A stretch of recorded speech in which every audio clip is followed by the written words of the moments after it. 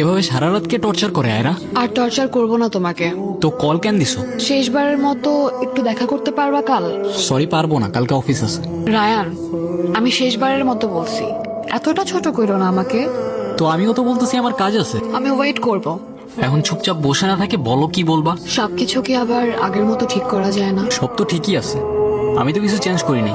আমাকে তোমার এখন আর সুন্দর লাগে না, তাই না? কিন্তু মনে আছে একটা সময় ছিল যখন তুমি আমার পিছে পিছে ঘুরতা। আমি তো তোমাকে একবারও বলিনি আমার তোমাকে ভালো লাগে না।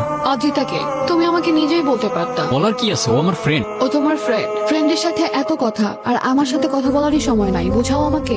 বোঝানোর কি আছে এখানে? তুমি নিজেই বলতা তোমার আমাকে ভালো লাগে না, সুন্দর লাগে না, পারফেক্ট লাগে না, আমি চলে যাইতাম। কাজটা তুমি ঠিক করো নাই রায়ান। তোমার সাথে কেনই বা কথা বলতেছি আমি? কিন্তু খুব ভয় করছে। কি নিয়ে ভয় পাচ্ছ? আমি মেবি আমার লাইফের সবচেয়ে ভ্যালুয়েবল কাউকে হারাই ফেলতেছি।